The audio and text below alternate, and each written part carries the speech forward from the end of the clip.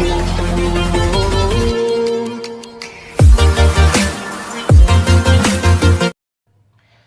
students and viewers, in this session, let us discuss about the development of dicot embryo. So, first of all, let me tell you, in the previous classes, we have in fact gone through the complete process of double fertilization, and we know that after the double fertilization is completed, there is formation of zygote and the primary endosperm nucleus.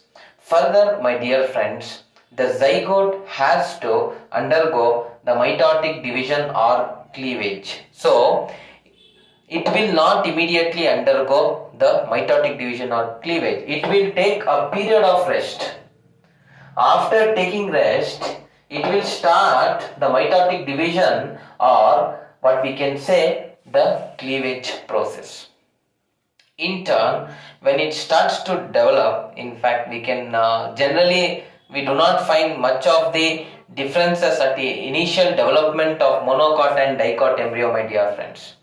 There are no differences in the initial development, but during the later development of embryo development, definitely, that is, I mean to say, after the matured embryo, that is the monocot and dicot embryo, when it is formed, there we can find the noted differences, but not in the beginning or the initial stages, friends. Now, let me tell you what actually happens here. So, fine. The zygote, as I said, after taking rest, initially it will start the transverse division. So when I am saying transverse division, it occurs as such.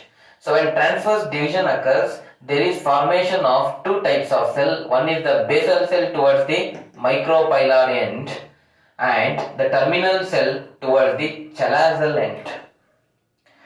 We know that the chalaza is the basal part of the ovule and micropyle is present in the anterior part of the ovule. It is a pore which is present in the ovule. Anyway, so the two cells are formed. Further, the cell which is present towards the micropylar and what we refer it to as the basal cell will start to form the suspensor.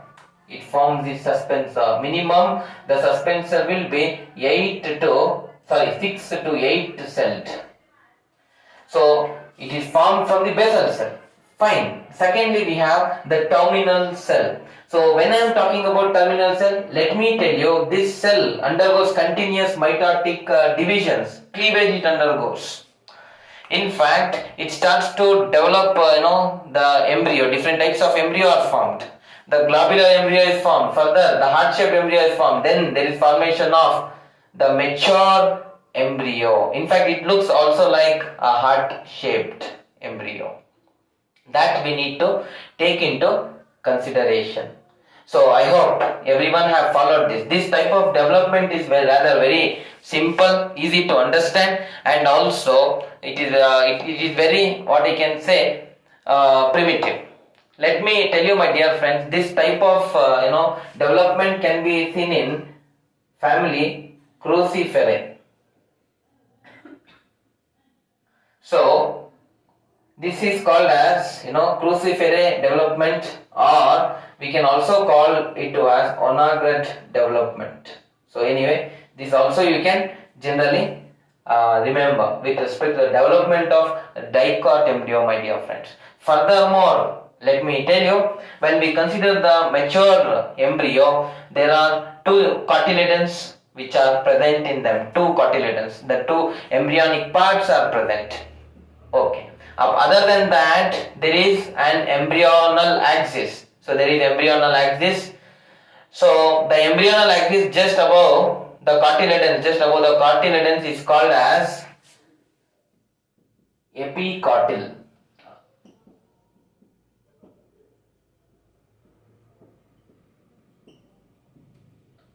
And below the level of cotyledon is called as hypocotyl. Now, these are two cotyledons which we can find with respect to the dicot embryo. As the name itself suggests, di2. So 2 cotyledons we have here. So just above the level of cotyledons we have the epicotyl. In the epicotyl region there is the folded young shoots or leaves, we refer that to as plumule. So plumule is important for the development of the first shoot, my dear friends. Then at the below the level of cotyledon we have the hypocotyl, which consists of the radicle. Radicle is important because it is apart from which the first root arises.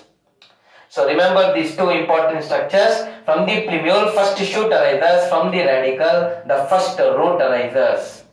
In fact, let me tell you, when we sow the seed in the soil, for example, so it absorbs the moisture in and around the surroundings of it, and later it bursts open. So when it bursts open, in fact, the shoot which is formed at the top is because of the plumule, and the initial root development, the first root development which is occurring, it is because of the radical part of the embryo. I am talking here about embryo. Note that point, my dear friends. Further, let me tell you that the embryo with respect to the dicot, in fact, and monocot is rather very simple. So remember the structures. So definitely it will be useful for your NCERT, second PUC examinations. So I request everyone to follow the classes, BioZ classes, and further, in fact, I request everyone to be well aware of all the topics which are being dealt in the channel. So I request everyone finally to like, subscribe, and also to hit a bell icon. Thank you very much.